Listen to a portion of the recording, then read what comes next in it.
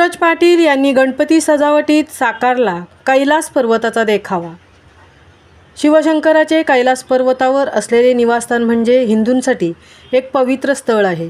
लाखो भाविक या कैलास पर्वताचे दर्शन घेण्यासाठी तिबेटच्या पठारावर शिवपार्वतीच्या निवासस्थानी भेट द्यायला जातात। या पर्वताचा आकार शिवलिंगासारखा असून चहूबाजूनी तयार झालेल्या हिमनद्यांच्या घड्या ह्या एखाद्या पिंडीप्रमाणे भासतात। अशा या कैलास पर्वताचा देखावा आपल्या गणपतीसाठी साकारला आहे उरणमधील कोटगाव येथे राहणाऱ्या सूरज पाटील या युवकाने।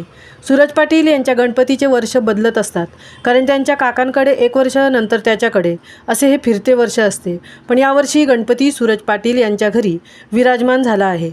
घरगुती गणपती असूनही कमी जागेत स्वतःच्या बुद्धिकौशल्याचा वापर करून कैलास पर्वताचा सुंदर देखावा त्याने साकारला आहे।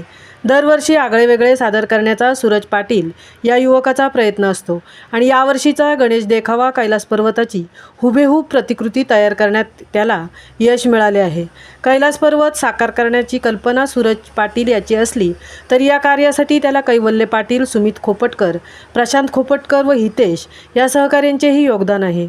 सूरज पाटील यांनी या साकारलेल्या गणपतीचा देखावा पाहण्यासाठी अनेक भाविक येत आहेत।